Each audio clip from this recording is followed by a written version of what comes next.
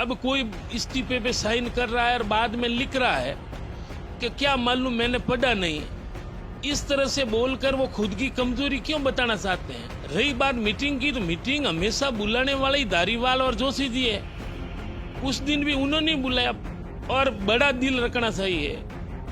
कोई जोश में, आक्रोश में आकर जो गलत सलाह दे रहा है, और अशोक गहलोत जी के बाद में अगर 2 नंबर कोई बात आती है तो मुझे कहने में कोई संकोच नहीं कि युवा और जनता में सचिन पायलट जी का क्रेज है। मेरे हाथ में होता तो मैं कह दूं मुझे मंत्री बना दो, कौन बनाता है। जिनके किस्मत में होगा वो बन जाएगा। कि इन सचिन पायलट जी का मुकाबला ही नहीं कि बाकी तीसरा कोई नाम इनके बराबर में। राजस्थान के सियासी घटनाक्रम के बीच में हमारे साथ में बातचीत करने के लिए कांग्रेस के विधायक मदन प्रजापति है। उनसे जानते हैं कि किस तरीके से तमाम पिछले 48 घंटों से घटनाक्रम हुआ था और उस दिन बैठक में क्या कुछ हुआ था। मदन जी, जिस तरीके से आप उस बैठक में शामिल हुए थे शांति धारीवाल के घर पर, उस बैठक के बाद में आला कमान जबरदस्त तरीके से नाराज है और सीधे तौर पर यह मानना है कि अनुशासनहीनता है, क्योंकि आपको बैठक के लिए सीएम हाउस बुलाया गया था और आपने शांति धारीवाल के यहाँ पर बैठक में हिस्सा लिया। ऐसा है कि पहली बात तो आज के समय मीडिया के सामने बोलना सही नहीं समझता हूँ, क्योंकि ये पार्टी हित में नहीं है। क्योंकि हम अनुशासित कार्यकर्ता है, पार्टी जो आदेश देती है एक सिपाही की तरह हम मानने वाले हैं। और मुझे खुशी है कि मात्र 32 साल की उम्र में एक साधारण परिवार के कार्यकर्ता को एमएलए बनने का और 2 बार राजस्थान की विधानसभा में आने का मुझे अवसर मिला। रही बात मीटिंग में जाना, जब मैं पहली बार एमएलए बना उस समय राजस्थान की राजनीति में हमारे नेता अशोक गहलोत जी थे। और आज वर्तमान जो हालात है, अब कोई इस्तीफे पे साइन कर रहा है और बाद में लिख रहा है कि क्या मालूम मैंने पढ़ा नहीं। इस तरह से बोलकर वो खुद की कमजोरी क्यों बताना चाहते हैं। साइन किया है तो बोलना चाहिए कि हमने किया है। इसमें डरने की क्या बात है कि सबने किया है। रही बात मीटिंग की, तो मीटिंग हमेशा बुलाने वाले ही धारीवाल और जोशी जी है। उस दिन भी उन्होंने बुलाया। पार्टी की तरफ से अधिकृत संसदक और संसदीय कार्य मंत्री होते हैं, उन्होंने फोन किया, हम गए। लेकिन वर्तमान जो मैं चाहता हूं, क्योंकि हम तो एक बिना सिपर्स वाली कौम के आदमी हैं, क्योंकि सिपर्स होती तो मेरे साथ में जो एमएलए बने आज वो सभी मंत्रिमंडल में हैं। मैं नाम नहीं लेना चाहता हूं, जितने भी मंत्री हैं वो और हम एक दिन ही एमएलए बने। लेकिन उस बारे में मैं नहीं जाना चाहता। आज के हित में, अगर पार्टी हित में माननीय लोकप्रिय नेता अशोक गहलोत जी राष्ट्रीय अध्यक्ष बनते हैं तो ये कांग्रेस के और प्रदेश के हित में है। और बड़ा दिल रखना चाहिए। कोई जोश में, आक्रोश में आकर जो गलत सलाह दे रहा है, कोई ऐसा नेता नहीं है जो माननीय सोनिया गांधी जी के आदेशों की पालना नहीं करेगा। लेकिन अगर राष्ट्रीय अध्यक्ष अशोक गहलोत साहब बनते हैं तो ये प्रदेश और पार्टी के हित में है। और रही बात राजस्थान के मुख्यमंत्री, तो अगर अशोक गहलोत जी बनते हैं तो फर्स्ट अशोक गहलोत जी।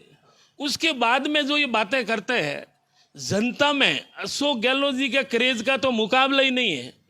और अशोक गहलोत जी के बाद में अगर 2 नंबर कोई बात आती है तो मुझे कहने में कोई संकोच नहीं कि युवा और जनता में सचिन पायलट जी का क्रेज है, युवा में है। लेकिन फिर भी आपने सचिन पायलट का मुख्यमंत्री बनने को लेकर ही उस बैठक में चर्चा होने वाली थी। आप कह रहे हैं आप पार्टी के अनुशासनहीन कार्यकर्ता है, लेकिन आप कार्यकर्ता होने के बाद में बैठक तो सीएम हाउस पर होनी थी। मुख्यमंत्री इंतजार कर रहे थे, जो आपके जो दिल्ली के पर्यवेक्षक आए वो इंतजार कर रहे थे, लेकिन आप तो उस बैठक में शामिल हो गए। और उस बैठक में सीधे तौर पर एक ही प्रस्ताव पारित हुआ कि उन जो सचिन पायलट है या उनके गुट का किसी भी आदमी को मुख्यमंत्री नहीं बनाना चाहिए। आप कह रहे हो कि सचिन पायलट अगर मुख्यमंत्री बने तो? देखो, वो अपनी अपनी भावना है। मैं ये कह रहा हूँ अशोक गहलोत जी रहते हैं तो फर्स्ट अशोक गहलोत जी। जब हम राजनीति में आए उस दिन नेता अशोक गहलोत जी थे। और आज वर्तमान हालात में अशोक गहलोत जी राष्ट्रीय अध्यक्ष बनते हैं तो अशोक गहलोत जी के बाद में राजस्थान के कार्यकर्ता और युवाओं की भावना है कि दूसरे नंबर पे सचिन पायलट जी मुख्यमंत्री बनते हैं, ये आम कार्यकर्ता की भावना कोई कहे या नहीं कहे। दूसरा ऐसा कौन सा है जो भीड़, वो कहे 102 में से बनाना है। आप जिस मीटिंग में थे तो देखो कभी जोश में कभी कुछ भी होता है, लेकिन पार्टी के हित में तो ये है कि सबको बड़ा दिल रखे और पछतावा लेके चलता है, वो बड़ा होता है। अब पुरानी बातों को अगर अपन आगे लाए, मेरा मानना है कि बड़ा दिल रखते हुए पार्टी का हित कैसे हो सकता है, 2023 में अपन वापस कैसे आ सकते हैं, तो पुरानी बातों को भूलना ही पार्टी के हित में है। कह रहे हैं कि फर्जी हस्ताक्षर करवाए गए थे। आपको पछतावा हो रहा है इस बात का, जिस तरीके से आप बैठक में गए थे, बुलाया गया और उसके बाद में जो कुछ भी बैठक में घटना, क्योंकि आप यहाँ सीधे तौर पर क्या, मैं ये कहता हूँ, मैं आज भी खुला कह रहा हूँ कि जिसने भी साइन किए वो जनता के सुने हुए एमएलए हैं, और बाद में कह रहे हैं कि मैंने देखा नहीं। मैं कह दूं मेरे को जबरदस्ती करवाए या भूल से करवाए, किसी ने जबरदस्ती नहीं करवाए। उन सब की मंशा ये थी कि पार्टी पे अपनी भावना प्रकट करे कि ये हमारी भावना है। बाकी आज मैं कह दूं मेरे को क्या मालूम, मैंने पढ़ा नहीं, तो ये तो खुद की कमजोरी साबित होती है। इसलिए मेरा तो मानना है जो किया है सबने मन से किया है, और अगर बड़ा दिल रखते हुए आने वाले 23 के लिए पार्टी हित में मुख्यमंत्री जी अशोक गहलोत जी के अगर राष्ट्रीय अध्यक्ष बनते हैं, लेकिन उनका तो सवाल उठता है। अब इस तरीके की खबरें आ रही है कि उनका नाम राष्ट्रीय अध्यक्ष की पद से भी बाहर हो गया है। वो बड़े लेवल की बात है। मैं तो छोटा आदमी, मेरे हाथ में होता तो मैं कह दूं मुझे मंत्री बना दो। कौन बनाता है? जिनके किस्मत में होगा वो बन जाएगा, और जो होनी को मंजूर है वो तो होती रहेगी। आपकी उस मीटिंग में अमीन खान जी कह रहे हैं कि सचिन पायलट गद्दार है। मैंने क्या कहा कि जो बड़ा दिल रखता है और सबको लेके चलता है, और पार्टी का हित किसमें है, अगर अशोक गहलोत जी राष्ट्रीय अध्यक्ष बने और अगर अशोक गहलोत जी मुख्यमंत्री यहाँ से नहीं रहते हैं, पहले तो हम तो कह रहे हैं कि हमने बनाया है, हमारे नेता रहे हैं, जनता में लोकप्रिय है, मुकाबला ही नहीं।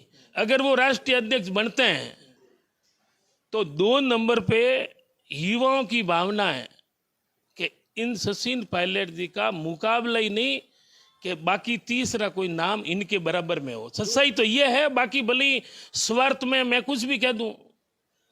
ये मदन प्रजापति है जो कि उसी मीटिंग में थे शामिल, और इनका साफ तौर पर कहना है कि मुख्यमंत्री के तौर पर अगर ये दूसरा कोई चेहरा है तो वो सचिन पायलट है। दिनेश बोरा, जयपुर।